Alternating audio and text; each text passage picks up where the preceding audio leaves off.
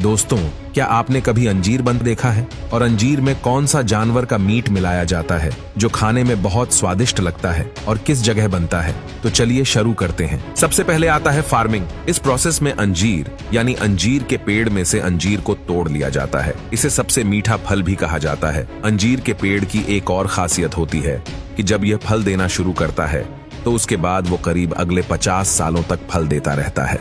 और ये जो फल होता है यह गर्मियों के मौसम में पूरी तरीके से पक जाता है और ये ग्रीन से येलो कलर का हो जाता है, जिसके बाद किसान द्वारा इसे तोड़ लिया जाता है। और तोड़ने के बाद इन फलों को साफ पानी में डालकर कुछ देर के लिए रखा जाता है।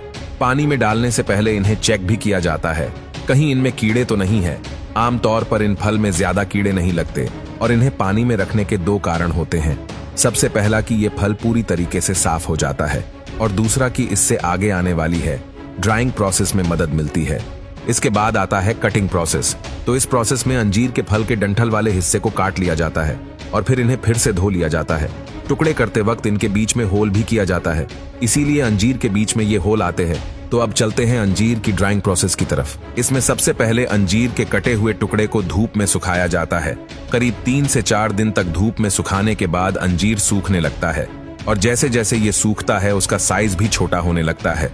अब तक यह अंजीर खाने लायक तैयार हो चुके हैं, लेकिन बाजार में इनकी बिक्री करने से पहले इन्हें फैक्ट्री में लाया जाता है और इन्हें एक केमिकल वाले पानी से धोया जाता है। ऐसा इसलिए किया जाता है ताकि इसमें कोई बैक्टीरिया ना रह जाए और यह ज्यादा दिनों तक खराब भी ना हो। इसी के साथ इन केमिकल की वजह से इनकी जो चमकान होती है वो भी बनी रहती है। और इसे इन केमिकल वाले पानी से धोने के बाद एक बार फिर से नॉर्मल पानी से धोने के लिए भेजा जाता है ताकि इसमें जो केमिकल होता है वो निकल जाए। और फिर आता है आखिरी प्रोसेस, जिसमें इन्हें एक और बार फिर से ड्राई किया जाता है, क्योंकि केमिकल वाले पानी और नॉर्मल पानी से धोने की वजह से या फिर से गिले हो चुके होते हैं, इसलिए इन्हें गर्म हवा से ड्राई किया जाता है। और फिर होती है इनकी पैकेजिंग। अंजीर को पैकेट में पैक करने से पहले उसे माले की तरह धागे में पिरोया जाता है, जिसके बाद यह दिखने में कुछ ऐसा होता है।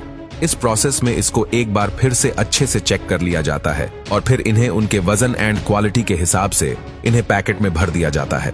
आमतौर पर पैकिंग के लिए प्लास्टिक के पैकेट का इस्तेमाल किया जाता है और फिर इन्हें मार्केट में सप्लायर के पास बेचने के लिए भेज दिया जाता है। वैसे तो उनके अंजीर मेकिंग प्रोसेस में ज्यादा डिफरेंस नहीं होता है, लेकिन फिर भी कुछ चीजें हैं जो अलग है, जैसे कि ये लोग अंजीर को कट नहीं करते बल्कि उस जगह पर प्रेस किया जाता है।